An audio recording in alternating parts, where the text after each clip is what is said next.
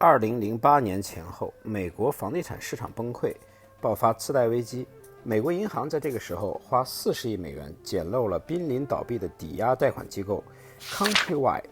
然后这个投资回报率呢10倍，负的啊。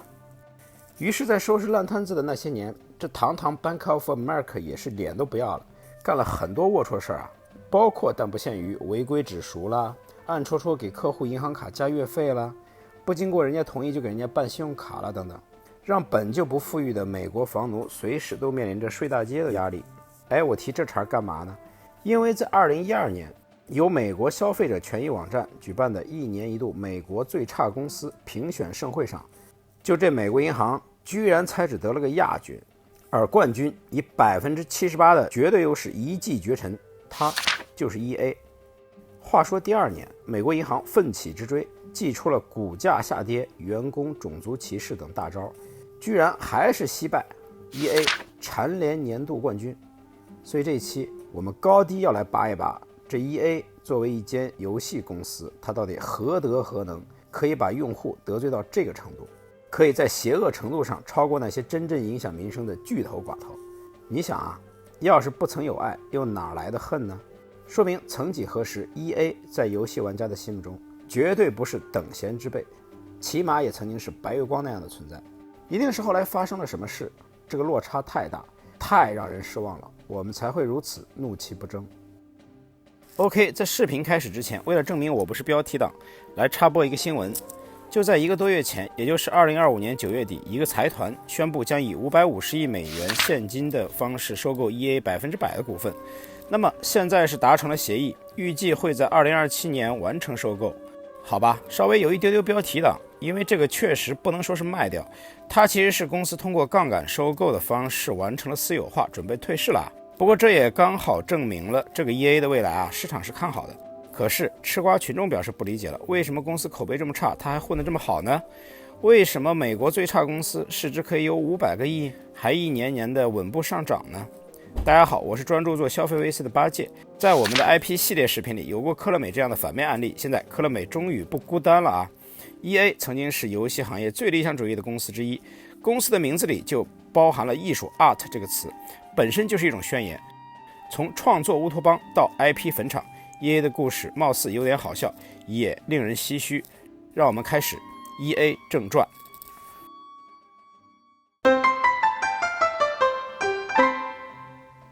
1982年，一个名叫特里普·霍金斯的年轻人在加州圣马特奥创立了 EA。 哥们儿有着金光闪闪的履历，哈佛毕业，斯坦福商学院 MBA， 苹果第68号员工。而在32岁这一年，他不想端铁饭碗了，他想改变世界。那时候呢，80年代初嘛，行业是这么个背景，游戏一般都是公司厂牌，开发者这个个人啊是不太受重视的。你比如像雅达利，他们是绝对不允许个人开发者在游戏里头署名的。开发者的版税很低，一张卡带能给个几美分就算好的了，有的人甚至完全没有版税，你就是公司牛马，就拿个死工资。这也是第一点。第二点呢，那时候的游戏也非常简单，就 biu biu biu 嘛，吃豆人都算是有创意的了，没人会把游戏当作艺术来尊重，他们就是个消遣。而霍金斯创立 EA， 他想要改变的就是这2点。他觉得未来随着个人电脑的普及，游戏一定会越来越精彩，越来越高级，这是他的一个预判。所以 EA 会把游戏当作一门艺术来做，就像音乐，就像电影。那么既然如此，游戏的核心创作者就应该像音乐人、电影人一样受到尊重，包括署名，包括个人形象的打造，包括更高的收入。所以你看啊，这个 EA 的初衷是情怀拉满的，而他接下来的确也是这么做的。公司当时的模式就有点像明星经济啊，既不设内部开发部，也不直接制作游戏，而是充当独立开发者的伯乐与推手。1983年 EA 在杂志上刊登广告，配图是一张帅爆了的合照，乍一看跟摇滚乐队似的，但这些人都是游戏开发。文章的标题叫做电脑能让你流泪吗？在文章中， EA 把电脑称为一种交流媒介，使用的是一种迈向梦的语言，而这些程序员就是造梦者。游戏行业从未如此认真地将自己视为艺术产业， EA 的确是那个最勇敢的先行者。并且是实打实的把尊重落实到了合约层面。假如你是那个时代的一个游戏开发，你本来已经习惯了自己只是个打工人的身份，但 EA 却突然对你来了个90度的日式鞠躬，说：尊敬的艺术家老师，您当然有权在作品上署名，您不但署名，还享有15%起的版税收益。跟我们合作，您就负责自由的创作，而我们负责为您提供营销和公关支持，什么媒体采访、粉丝见面会之类的。您的成功就是我们的成功。代入一下，这简直不要太感动吧。并且 EA 的署名啊，那个仪式感还不是说把你的名字印到包装上就完事儿了。当时的游戏一般就是个简单包装，但 EA 创新性的把游戏盒设计成了唱片的样式，打开里头还有你的专属小折页、你的照片、个人简介、创作理念什么的，就真的是把你捧在手心里啊。面对这种待遇，人们是很难不上头的。但这里面似乎有个 bug， 咱们一会儿再说。那么第一波上头的艺术家就包括以画面精美著称的游戏设计师比尔巴杰，他跟 EA 合作了一款弹球游戏，后来卖了30万份，与丹尼尔贝瑞合作了这个叫 MULE 和7座黄金城，前者是多人经济策略游戏的开山之作，后者则定义了探索类游戏的基本玩法。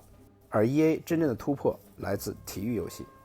1983年 EA 发布了一款对抗玩法的1对1篮球，这是第一个获得真实 NBA 球星授权的篮球游戏。他们跟朱利叶斯·欧文和拉里·伯德合作，使用了他们的名字和肖像，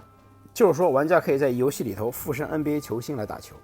这款游戏在80年代成为了 EA 最畅销的游戏，也是那个年代最畅销的电脑体育游戏。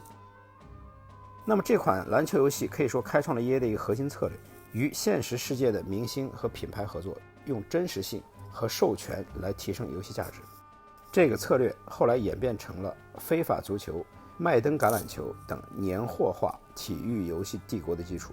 麦登橄榄球很重要，这里先浅说一下。这个游戏 EA 是找到了美国职业橄榄球联盟的教练约翰·麦登，等于是冠名合作啊。这个教练呢不懂编程，但人有体育精神，所以不管你技术允不允许，别跟我说什么设备只带得动6、7个球员，橄榄球要玩那就是标准的11名球员，做不好就别侮辱我名字。所以当时这个项目硬是熬，或者说等了3年，一直等到硬件性能跟得上了之后，才终于在1988年把游戏给落了地。整整3年的开发周期，在今天都算是长的，在80年代更是不可思议。但正是这种耐心，让麦登橄榄球成为了一个能够延续30多年的超级 IP。所以说80年的 EA， 它真的是在践行创作之上、艺术之上的理念。在这个乌托邦时代，公司还发行了 RPG 游戏《废土》、《冰城传奇》等等。不过最重要的一个项目应该就是威尔莱特的模拟城市了。这是一个没有明确目标、没有胜利条件的游戏，玩家就是搁里头当市长，规划城市。在立项的时候很不被看好，但 EA 给了他绿灯。而这个游戏开创了一个叫做模拟经营的全新游戏类型，也奠定了莱特在游戏界的地位。11年后，这个人会为 EA 创作出公司最重要的 PC 游戏《模拟人生》。整个80年代可以说是 EA 的黄金时代，最创新、最情怀、最有审美和远见的一段时期。但不出意外的话，就要出，其实也不能这么说，因为意外或者说挑战，它是从一开始就存在的。EA 这家公司82年创立，但这时候的整个美国游戏行业都是不景气的。为什么呢？因为83年出了一个大事件，就是雅达利崩溃。长话短说，在家用游戏机这个领域，美国市场的先行者和早期霸主就是雅达利，但它的主机一直就没什么突破，导致到了82年、83年的时候，消费者热情退却了，游戏卡带也滞销了，人们对电子游戏的未来也不看好了。它虽然是主机的拉胯，但也涉及到了 PC 领域，所以咱们前面提到的 EA 出的那几个游戏，真正的商业意义上获得成功的其实没几个。霍金斯有句原话，把公司当时的处境比喻成沙丘里弗雷曼人的生存状态，说我们只能靠循环利用自己的口水来生存，可见处境之艰难。所以情怀归情怀，你可以怀抱一个艺术的理想，但一间公司要生存，它还是需要一些商业思维来运作的。我们现在来说，把游戏开发人员包装成明星有什么 bug？ 这个 bug 就是它有啥用啊？它有啥用啊，是吧？它并不会让游戏卖得更好。你给一程序员搞一签名会，谁会来找你签名呢？行业落寞，消费者连游戏本身都不太当回事儿，胡他妈还 cares 你背后的创作者姓甚名谁？所以当务之急是多卖游戏多挣钱，别的都是扯淡。那么1984年 EA 就找了个销售副总裁拉里普罗布斯特，哥们儿是从动视暴雪跳槽过来的，非常务实，认为卖游戏跟卖卫生纸在底层逻辑上都是一回事，就是渠道和规模。先定一个小目标，我们要上市，我们要市值10个亿。那么他到任之后的第一个策略就是拒绝中间商赚差价。当时的游戏分销基本上都被一个叫做 SoftCell 的软件寡头给把持着，这家公司在行业里头非常权威，很不好惹。但拉里就是强行绕过了他，直接跟各个地方的零售店建立联系，一家一家去推销去谈判。等到 EA 的自有渠道建立完毕，他还开始给那些更小的厂家做发行，在里边抽成，这就是 EA 的附属厂牌计划。这一策略帮助公司在行业低谷期实现了逆势扩张，也让许多小厂对 EA 产生了依赖。那时候真正能做到绕开中间商的公司不多，暴雪也在抄 EA 的作业，而 EA 当时甚至已经可以绕过英国的中间商，把游戏直销欧洲了。它是第一个做到这件事的美国公司。到1986年 EA 成为了美国乃至全世界最大的电脑游戏发行商。在这个过程中，霍金斯的观念也开始转变了。如果说创立初期 EA 还是个高喊艺术口号的理想主义到有些天真的公司，那么到80年代末 EA 已经褪去了这份天真，变得成熟老练且精明。1989年 EA 在纳斯达克上市，成为了首批公开交易的游戏公司之一。原本创作者驱动的小作坊模式开始与资本市场的逻辑发生冲突。如果硬要画一条分界线的话，我想就是1991年吧，创始人霍金斯的另起炉灶。这个霍金斯呢，前面有一点没说，就是他的内心原本存在一条鄙视链，坚决拥护 PC 游戏，而瞧不上主机游戏。这个也能理解哈，但所有人都没想到的是，日本这匹黑马杀了出来。具体来说，就是任天堂。任天堂的出现可以说给半死不活的美国主机游戏市场来了一剂强力肾上腺素。大家一看，主机又可以了。那么当时 EA 在电脑游戏这个领域，差不多是占据了美国市场25%的份额。基本上已经形成垄断，虽然已经很厉害了，但主机这块公司基本上是空白的。于是 EA 迅速行动，与日本另一个主机品牌世嘉建立了合作，这才算是系统性切入了主机游戏这一领域。而霍金斯本人早就悄摸服软了，他先是在公司内部组了个小团队，专门研究主机，且专门针对日本那边的封闭式生态，他要给它搞成开放式。而这个业务呢，在1991年独立出来，成立了 3DO 公司。霍金斯一头扎进去，把 EA 这边的 CEO 的位置都传给了那个干销售的哥们儿拉里。自此 EA 算是彻底改朝换代，也开启了漫长的转型之路。顺便说一嘴， 3DO 后来干黄了。纵观 EA 的乌托邦时代，它的确为整个游戏产业留下了一笔珍贵遗产。第一次提出了游戏制作者应有的地位，第一次尝试将游戏提升到第9艺术的高度来看待。但是接下来的几十年里，EA 怀揣着成为全球最大游戏公司的宏伟目标，然后一步一步把自己干成了美国最差公司。他到底干了些啥？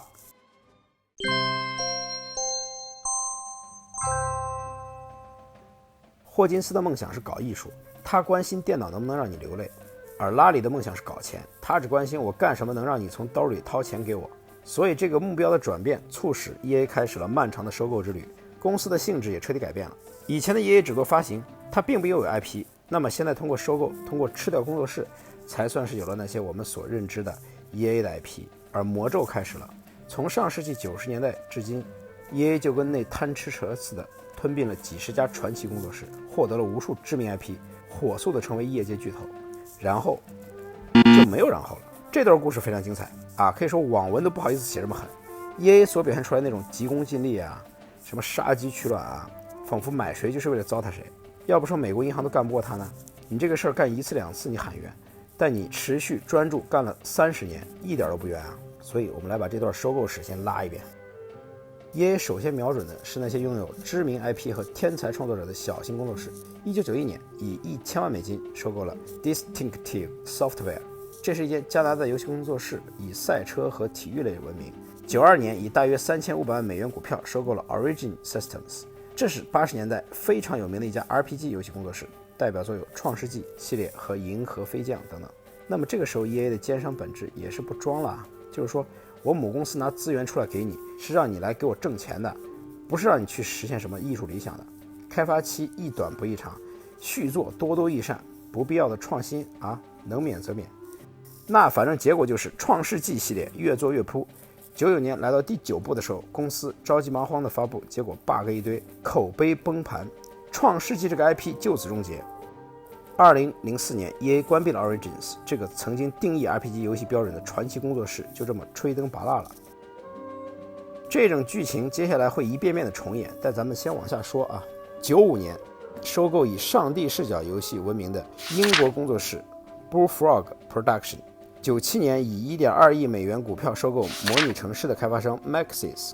98年以7500万英镑，就差不多是 1.22 亿美元拿下英国 Westwood 工作室及其母公司维珍互动北美部，这是即时战略玩法的开创者。06年收购神话娱乐，这是卡米洛的黑暗时代的开发商。07年以总价约 8.6 亿美元打包收购 Barrier 和 Pandemic， 他俩一个是 RPG 游戏的王者，一个是开放世界动作游戏的高手，上面这几个厂牌都比较有名的但是有一个算一个，全部都以解散收场，主打一个公平公正，公募一位。那除了直接收购工作室之外EA 还有另外一种收购策略，就是收购 IP 使用权。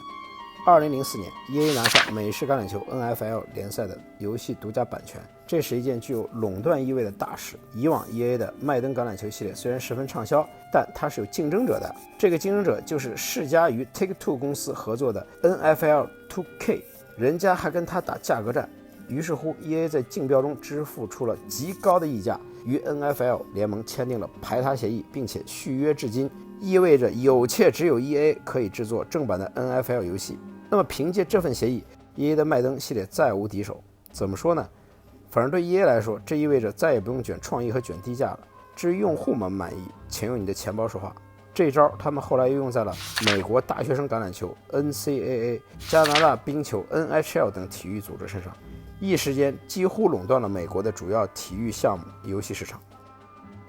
好，接下来就来到了手游的时代， EA 又有新目标了。2011年前后收购了 PopCap， 这是植物大战僵尸的开发商，收购了 Chilling Go， 这做过愤怒的小鸟。 Playfish 这个以前是做社交游戏的，后来被关闭了。进入2020年代，以12亿美元收购美国的 Codemasters， 这个是做赛车竞速类游戏的。以21亿美元收购了 Glu Mobile， 这个是个很高产的手游巨头实在说不完了，如此等等吧。总之自成立以来 EA 拢共收购了得有超过50家公司和工作室，而它的风格就是凡收购必整合，整不好就关门。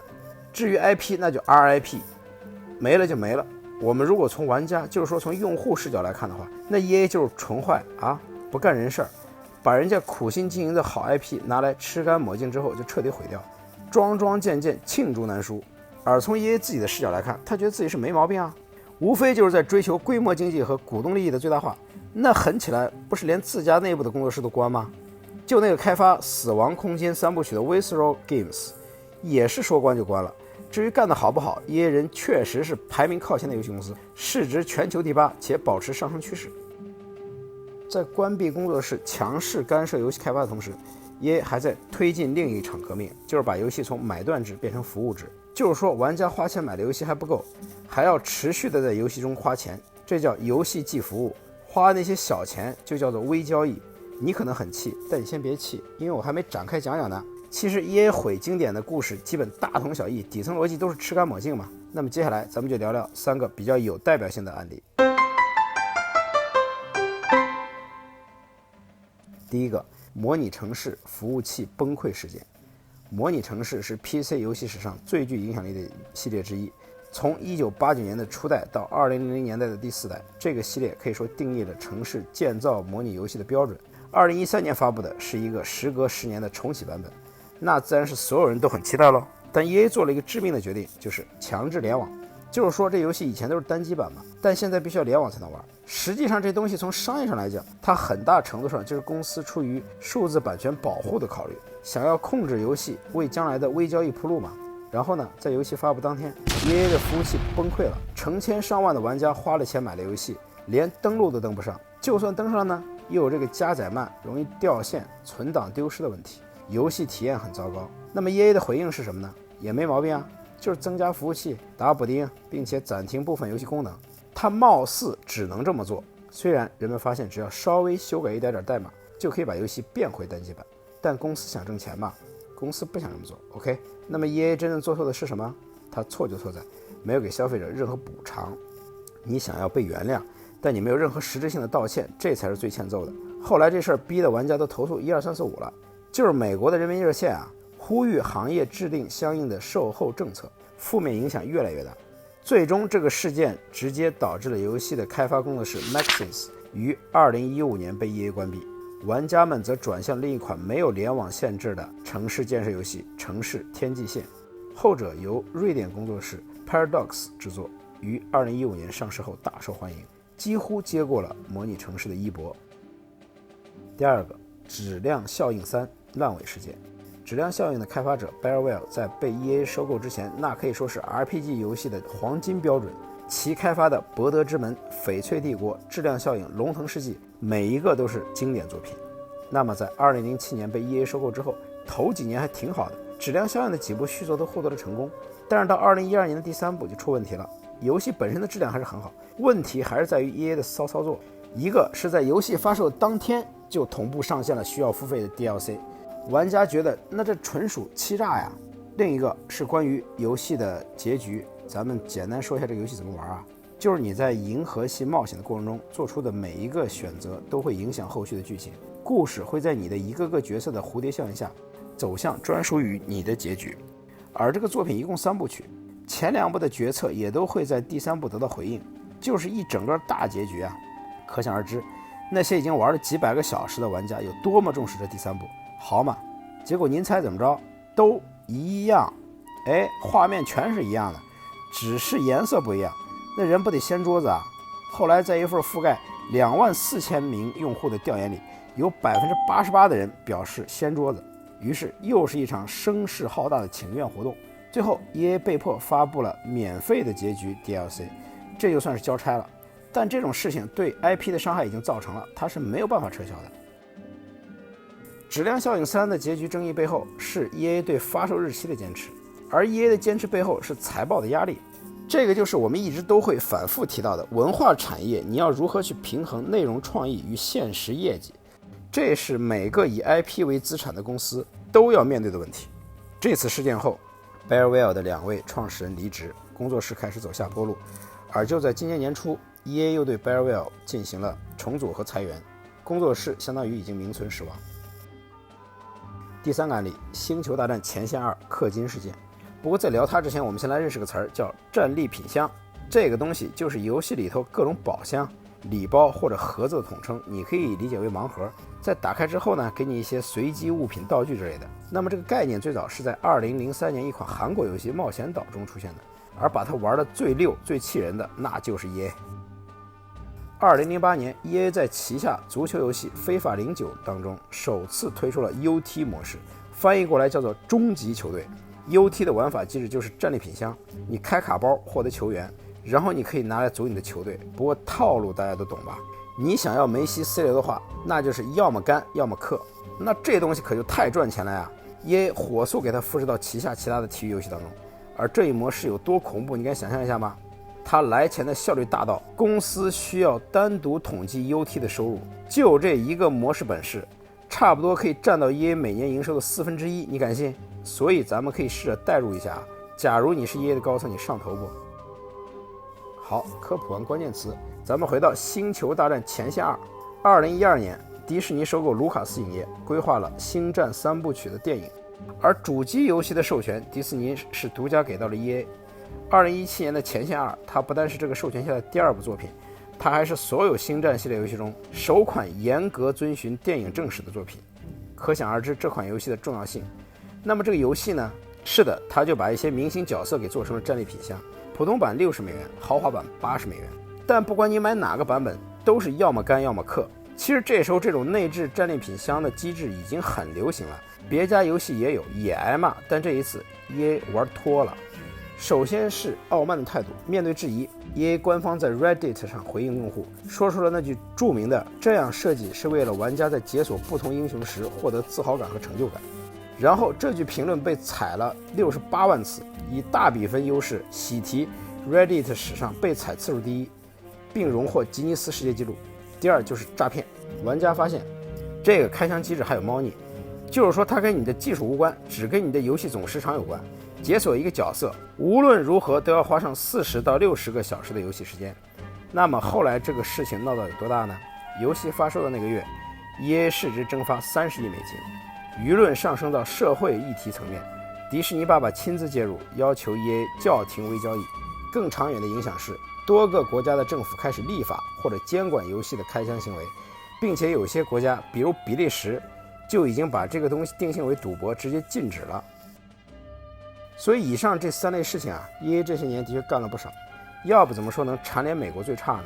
在连续2年卫冕之后 ，EA COO 回应了，写了一篇长文，标题叫做“我们可以做得更好”。这篇文章开篇第一句话就是“树大招风”，中心思想我们好冤。那这种态度肯定是火上浇油啊！从此 EA 在网上就有了魂名，叫做 Evil Arts， 倒也贴切啊。所以 EA 用了30年，从白月光沦为了玩家公敌。公司到底想要什么？他还会继续这样走下去吗？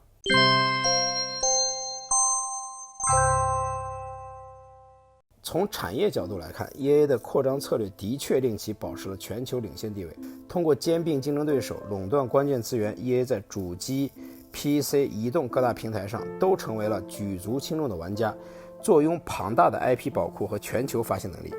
它拥有体育领域几乎所有顶级联赛 IP， 还有模拟人生、极品飞车、质量效应、泰坦天降、植物大战僵尸等等知名系列。帝国已经建成，要管理的 IP 实在太多，所以对 EA 来说，它不是一个小而精的精致作坊，而是一家需要保持高效运作的工厂。要让工厂源源不断地产生利润， EA 选择的方式就是让 IP 工业化、年货化。所谓年货游戏，就是每年推出新一部的系列作品，就像新年必备的年货一样，定期上架。EA 最典型的年货系列莫过于体育类游戏，非法足球、NFL 橄榄球、NHL 冰球、NBA 篮球等，每年一作，从未间断。其他类型的游戏要是卖得好的，也会倾向于高频推出新作。年货化的好处显而易见，开发周期固定，收入预测稳定，品牌曝光频繁，用户忠诚度被不断的强化。而年货模式的弊端也很致命，4个字：乏善可陈。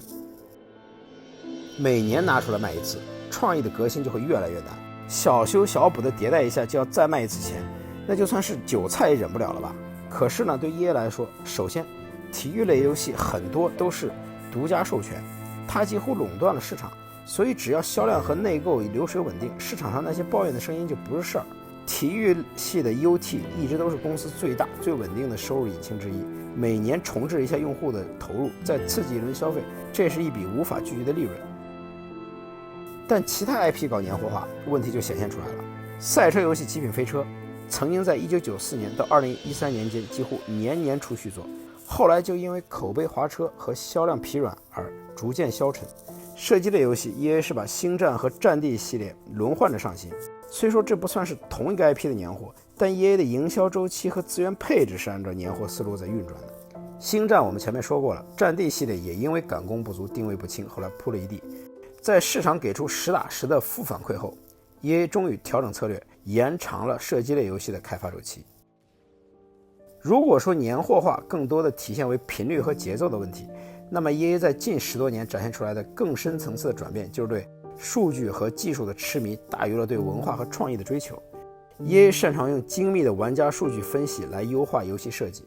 让玩家更长时间停留并更多消费。这种东西啊，你别说，在开会的时候聊得特别来劲。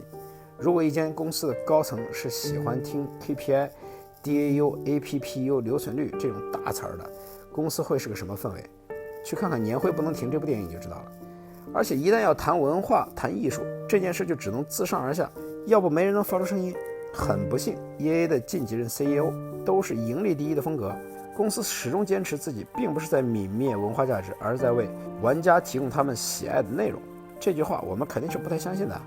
但如果把喜爱换成上瘾就没毛病了。EA 所描绘的是一个以数据驱动娱乐体验的未来，但问题在于，游戏它毕竟不是个工业产品，而是创意产品。一旦 IP 失去了文化象征意义，它的商业价值也会变得脆弱，即使这个过程是有延迟的。EA 在很长的一段时间里都沉溺在这个延迟中，直到近几年发生了一些事情。EA 的管理层和投资者当然明白持续创新的重要性，只不过需要点实质性的刺激来把他们拎出舒适圈嘛。这个刺激也许是玩家的声音，也许是单机叙事游戏的回潮，也许是对过度氪金的监管加强，带来了足够的危机感。不管怎么样吧，接下来 EA 终于开启了摆脱邪恶的转型。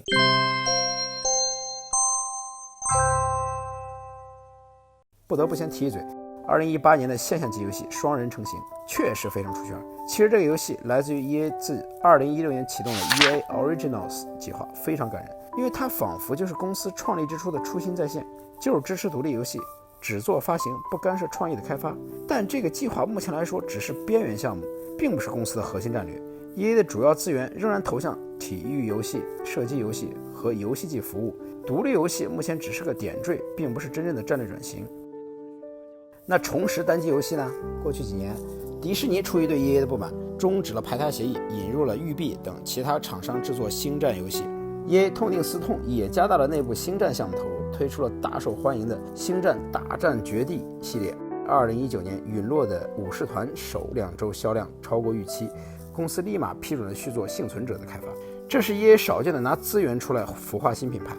然后2023年制作了经典恐怖游戏《死亡空间》的重制版，评价也是不俗。但重制版说白了其实是一种试探性的策略，用成熟的作品测试一下市场反应，如果成功了就考虑续作，如果失败了就当没发生过。这依然是数据驱动的决策，而不是对 IP 的真正信心。而比较显著的信号来自于体育板块。2022年5月 EA 对外发布了一则重磅消息，宣布不再与国际足联续约，自2023年起，这个拥有30年历史的足球游戏将改名为 EA Sports FC。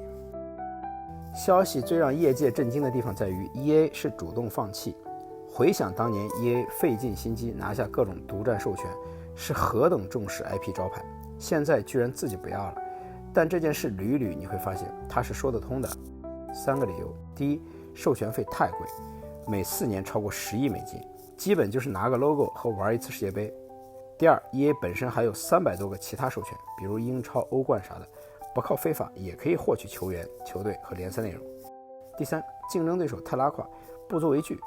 这儿说的就是科乐美的实况足球，也就是说解约除了换个名字和节约10亿之外，游戏本身是不受影响的，反而还能拥有更高的自由度。所以这个解约情理之中。我倒觉得这件事最讽刺的是非法和 EA 的关系，就特别像是 EA 和自己曾经压榨过那些工作室的一个镜像。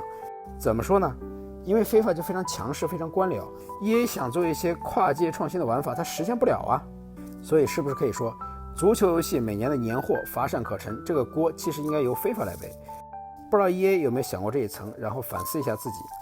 那总之自从改名之后，这个游戏真的发生了天大的变化，好的那种。2023年发布的第一款作品 FC24 就融入了多种新玩法，首周销量超越前作。所以说失去权威授权，反而迫使 EA 做了一个自己几十年都没有做到的事，真正把诚意和创新融入到了游戏当中。2023年注定是里程碑的一年，除了足球游戏品牌重塑， EA 还进行了一次重要的内部重组，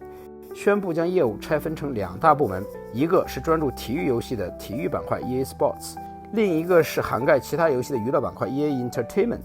能看懂吧？这意思就是说呀，体育这边接着年货，接着印钞，而娱乐这边呢，可以考虑给到更大的创意自主权和财务责任，来创造新的品类和新 IP。当然重组会不会真有效果还打个问号， EA 的改变是为了追求文化理想，还是寻找新的利润增长点也不好说。但这对于曾经过度集中决策以数据论英雄的 EA 来说，已经算是一次矫正的尝试了，我们就拭目以待吧。但话又说回来，EA 用不到40年的时间，从一家小型创业公司成长为市值数百亿美元的行业巨头，在资本和市场的评判标准之下，它几乎就是游戏行业商业成功的最佳样本之一。用户对一些游戏不满，但这个行业还有发行渠道的建设、全球市场的拓展、用户数据运营的精细化，这些东西是可以被 KPI 量化的。EA 确实走在行业的前面，所以咱们也不用把 EA 过度妖魔化，只能说 EA 这些年是成也效率，败也效率。在游戏从亚文化走向主流娱乐的过程中，商业逻辑随时都在拷问浪漫情怀，所有大型创意企业都多多少少需要纠结这个平衡点。只不过 EA 是这里头比较早跳出来吸引火力的选手，换句话说，他也算是为产业铺了路了。我有时候会思考一个问题，在一整个 IP 产业当中，如果名利双收注定是凤毛麟角，绝大多数企业要么选择平庸但赚钱，要么选择创新但小众，到底谁会走得更远呢？对于企业的管理者来说，这可能是另一个问题。你要的是现在正确还是以后伟大？一个比较扎心的真相是，现在正确相对来说比较容易做到，也比较方便享受，何况以后伟大也未必伟大得起来啊。你可能伟大了一段时间，然后就被彻底遗忘了，除非公司和作品一起伟大，比如迪士尼，比如乐高、任天堂。但这种幸存者的经验不是每个人都能拿来借鉴的，而这就是商业世界里的残酷现实。一家企业选择什么样的道路和它的初心有关，也和环境和客观原因有关。所以你会怎么评价 EA 呢？欢迎弹幕评论提出你的看法，我会认真看的。顺便预告一下，下期我们就来聊一个创新但小众的案例，这会是我们这个系列栏目里头最年轻且冷门的一位选手。关注我不迷路。好，感谢你陪我看到这里。消费不止，金钱不眠，我们下次见。